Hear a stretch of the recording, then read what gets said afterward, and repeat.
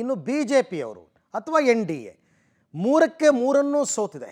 ಯಾವಾಗಲೂ ಅಷ್ಟೇ, ಸೋಲಾದಾಗಲೇ ಅಪಸ್ವರಗಳು ಕೇಳಬಾರದು. ಈಗ ಬಿ ಜೆ ಪಿನಲ್ಲಿ ಅಪಸ್ವರಗಳು ಶುರುವಾಗಿದೆ.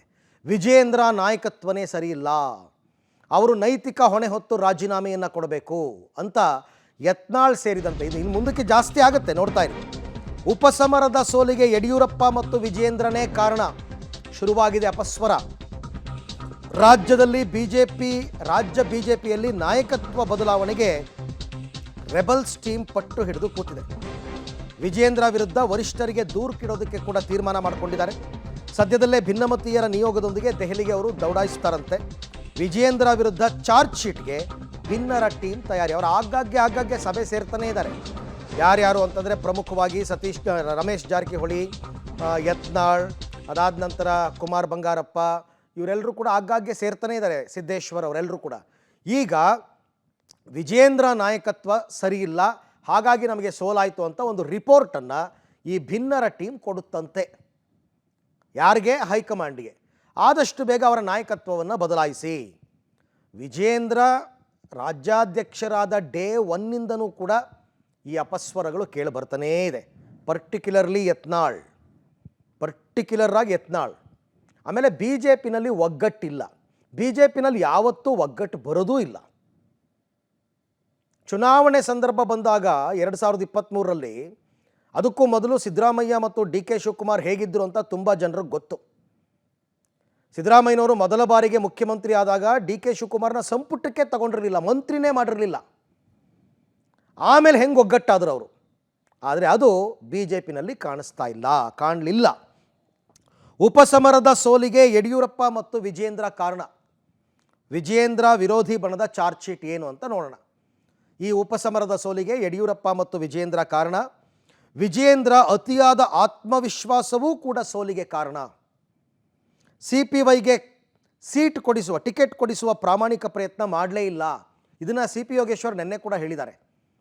ಯಡಿಯೂರಪ್ಪನವ್ರಿಗೆ ನನಗೆ ಟಿಕೆಟ್ ಕೊಡಬಾರ್ದು ಅಂತ ಇತ್ತು, ಅದರಲ್ಲಿ ಅವ್ರು ಗೆದ್ದರು ಅಂತಲೂ ಹೇಳಿದ್ದಾರೆ. ಯೋಗೇಶ್ವರ್ ಮನವೊಲಿಸಿ ಪಕ್ಷ ಬಿಡದಂತೆ ತಡೆಯುವಲ್ಲಿ ವಿಜೇಂದ್ರ ಅವರು ನಿರಾಸಕ್ತಿಯನ್ನು ತೋರ್ಬಿಟ್ರು. ಶಿಗ್ಗಾಂವಿ ಚುನಾವಣೆಯ ವಿಚಾರದಲ್ಲಿ ನಿರ್ಲಕ್ಷ್ಯವನ್ನು ಮಾಡಿದ್ರು. ಲಿಂಗಾಯತ ಮತ ಬ್ಯಾಂಕ್ ಇದ್ದರೂ ಕೂಡ ಇವರು ಸರಿಯಾಗಿ ಪ್ರಚಾರ ಮಾಡಲಿಲ್ಲ, ಕಡೆಗಣನೆ ತೋರಿಸಿದ್ರು. ಸಂಡೂರು ಕ್ಷೇತ್ರದಲ್ಲಿ ಪಕ್ಷದ ಒಳಗಿನ ಬೇಗುದಿಯನ್ನು ತಣಿಸಲಿಲ್ಲ. ರಾಜ್ಯಾಧ್ಯಕ್ಷ ಆಗಿ ಉಪಚುನಾವಣೆಯನ್ನು ಗಂಭೀರವಾಗಿ ಪರಿಗಣಿಸಲಿಲ್ಲ. ಉಪಚುನಾವಣೆ ತಂತ್ರಗಾರಿಕೆ ಸಂಬಂಧ ಏಕಪಕ್ಷೀಯ ನಡೆಯನ್ನು ಮಾಡಿಬಿಟ್ರು. ಇದೆಲ್ಲವೂ ಕೂಡ ನಮ್ಮ ಸೋಲಿಗೆ ಕಾರಣವಾಯಿತು ಅಂತ ಈಗ ವಿಜೇಂದ್ರ ವಿರೋಧಿ ಬಣ ಚಾರ್ಜ್ ಶೀಟನ್ನು ಫೈಲ್ ಮಾಡ್ತಾ ಇದೆ. ಅಂದರೆ ಇವ್ರ ವಿರುದ್ಧ ಆರೋಪಗಳನ್ನು ಮಾಡ್ತಾ ಇದೆ. ನೋಡಿ, ಭಾಳ ನಮಗೆ ನೋವಾಗಿದೆ. ಕರ್ನಾಟಕದಲ್ಲಿ ಕಳೆದ ವಿಧಾನಸಭೆಯಿಂದ ಲೋಕಸಭೆಯಿಂದ ಉಪಚುನಾವಣೆಯಲ್ಲಿ ಸತತವಾಗಿ ಭಾರತೀಯ ಜನತಾ ಪಾರ್ಟಿಗೆ ಒಂದು ರೀತಿ ಪೆಟ್ಟು ಬೀಳ್ತಾ ಇದೆ. ಇದಕ್ಕೆ ಏನು ರಾಜ್ಯಾಧ್ಯಕ್ಷದ ವಿಜೇಂದ್ರ ಅದಕ್ಕೆ ಉತ್ತರ ಕೊಡಬೇಕು. ಅವರು ಗೌರವದಿಂದ ನೈತಿಕತೆ ಇದ್ದರೆ ರಾಜೀನಾಮೆ ಕೊಡಬೇಕು, ಇಲ್ಕಂದ್ರೆ ಇಲ್ಲ. ಹಾಗಾಗಿ ಹಿಂಗಾಗಿ ಸಬ್ಬು ಹೇಳ್ತಾರೆ ಏನು ಮಾಡಲಿ, ಅವರಿಗೆ ಬಿಟ್ಟಿದ್ದು. ನಾವು ಹೋಗಿದ್ದೀವಿ, ಮೊದಲು ವಾತಾವರಣ ಏನೂ ಇರಲಿಲ್ಲ, ಹೋದ ಮ್ಯಾಗ ಪಿಕಪ್ ಹಾಕೋತೋಯ್ತು. ಆದರೆ ರಾಜ್ಯಾಧ್ಯಕ್ಷ ಎಲ್ಲಿಯೂ ಸರಿಯಾಗಿ ಆ ಕ್ಷೇತ್ರದಲ್ಲಿ ಪ್ರಚಾರ ಮಾಡಲಿಲ್ಲ, ಜನನೂ ಕೂಡಲಿಲ್ಲ. ಮತ್ತು ರಾಜ್ಯಾಧ್ಯಕ್ಷರು ನೋಡ್ರಿ ಯಾವ ಹೋರಾಟ ಇವತ್ತು ವಕಫ್ ಹೋರಾಟ ಮಾಡಕತ್ತಾರ, 4ನೇ ತಾರೀಕಿನ ಹೋರಾಟನಾಗೂ ಭಾಗವಹಿಸಲಿಲ್ಲ. ಈಗೇನು ನಾವೇನೋ ಹೋರಾಟ ಮಾಡ್ತೀವಿ ಅಂತೇಳಿ ತಾನೂ ಒಂದು ಹೋರಾಟ ಮಾಡಿ ಅದ್ರಾಗೂ ಭಾಗವಹಿಸಿದ್ರೆ ದಿಲ್ಲಿ ಒಳಗೆ ಹೋಗಿ ಕೂತು ಎಲ್ಲ ಬಾಗಿಲ ಬಂದ್ ಮಾಡ್ತೀನಿ, ಎಲ್ಲ ಕಿಟಕಿ ಬಂದ್ ಮಾಡ್ತೀನಿ ಅಂತ ಕಡೆಗೆ ಅವ್ರ ಮನೆ ಬಾಗಿಲನೇ ಬಂದ್ ಮಾಡ್ಕೊಂಡ್ರು ಅಪ್ಪ ಮಕ್ಕಳು ಕೂಡಿ. ಹೈಕಮಾಂಡವ್ರು ತಿಳ್ಕೋಬೇಕು.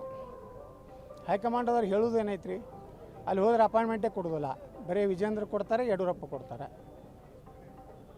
ರಾಷ್ಟ್ರೀಯ ಅಧ್ಯಕ್ಷರು ಆ ಉಸ್ತುವಾರಿ ಮಾಡ್ತಾರೆ. ಅವು ಹಿಂದೆ ಕರುಣ್ ಸಿಂಗ್ ಅಂತ ಒಬ್ಬಿದ್ದ ಪುಣ್ಯಾತ್ಮ, ಅವು ಬರೀ ಯಡಿಯೂರಪ್ಪನ ಮನೆಗೆ ಹೋಗೋದು, ವಿಜೇಂದ್ರನ ಭೇಟಿ ಆಗೋದು, ಏನು